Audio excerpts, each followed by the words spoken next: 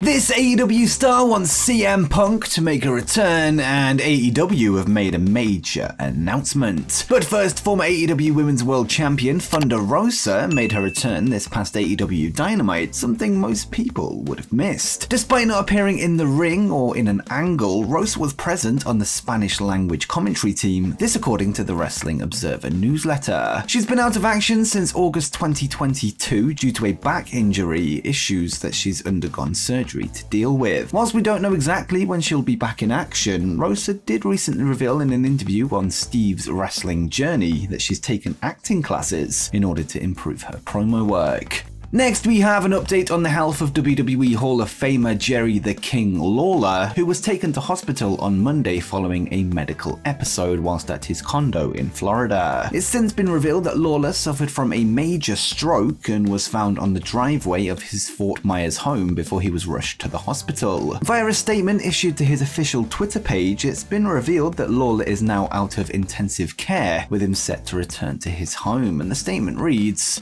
"Jerry is out of ICU and will return to his Florida home for outpatient rehab for his limited speech and cognitive skills. Doctors hopeful for a full recovery, and Jerry is looking forward to returning to his fans very soon. Lauren, #long live the king."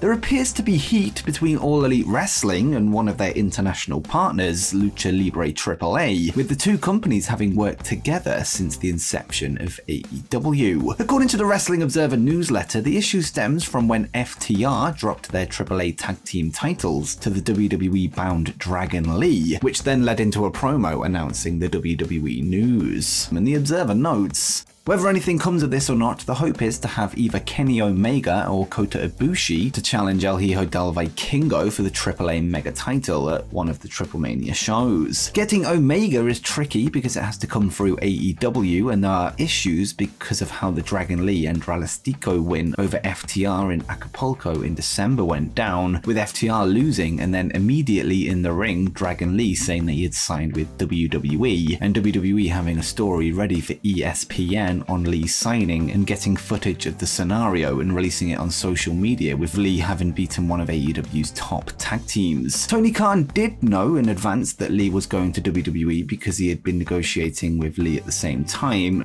Following his breakup with former friend Ortiz on AEW Rampage last week, Eddie Kingston has taken to Twitter to go on an unhinged rant, seemingly in character, with him running down the All Elite Wrestling locker room, positioning himself as a lone wolf. Kingston would go after the four pillars of AEW, and most interestingly, the current AEW World Champion MJF. And Kingston would say, "Please understand if anyone likes someone I don't like, that is fine. I have my reasons, and there is a lot of backstage stuff on why I don't like certain people. Again, I'm not judging them, I just don't want to be around them. But also I like to talk shit, so maybe I can fight them in or out of the ring. Yes, I am an emotional king, mad, so I'm still learning how to deal with shit.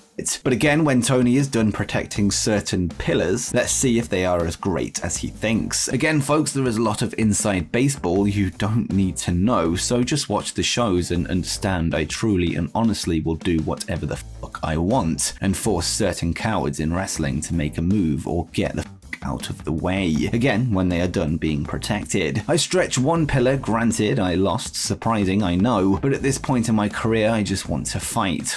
A belt, a win. I just want to see fear in the eyes of the boss favorites, and then smile back at the hotel room, knowingly win or lose in the ring, I mentally win. Side note, since we need to see his world champion 3 times within an hour and a half when it is a 2-hour show, f Ortiz, House of Black, and fuck the roster. Born alone, die alone. I tried. I don't need anyone, including Mox and Penta. Fuck everyone, especially the pillars. It appears that the rant could be setting up a rivalry with MJF and some other Tony Khan favorites somewhere down the line, something that could produce some very interesting promos on AEW television. But do you think Eddie Kingston should be next in line for a shot at the AEW World Champion? And could he be the one to take the title away from MJF? Let me know what you think in the comments down below.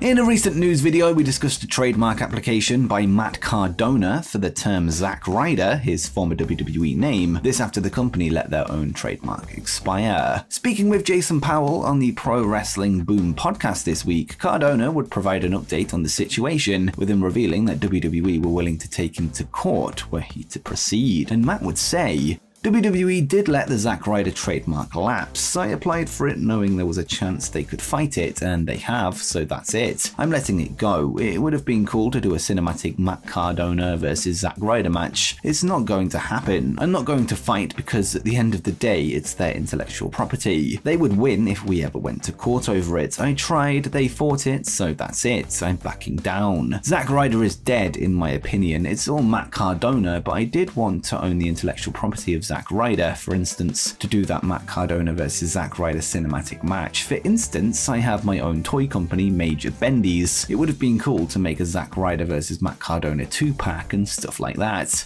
AEW star Malachi Black would speak on the Hard Law podcast this week, where he discussed AEW's decision to introduce house shows to the schedule later this year. Black would reveal that he was one of the talents pushing for the move, before highlighting the benefit of a more active schedule, and Malachi would note, "It was at my request that we're doing live events. Initially, Tony Khan was like, maybe, and I kept hammering down on him, and others started chiming in too. Eventually, he told me, what was it, 4 or 5 months ago when I sat down with him, he basically said, like, we're going to start doing live events in 2023, and I was like, okay, put me on them. I think a lot of young guys that are coming through now will need to learn how to work for cameras and learn how to get comfortable in front of an audience in a way that they don't forget about, like, hey, take a breather and give people the opportunity to process what it is you just did. That doesn't mean stand still and do nothing, but it's all these little things that a lot of the younger kids in that locker room are now going to be able to pick up and get better, because that's the only way you're going to get better."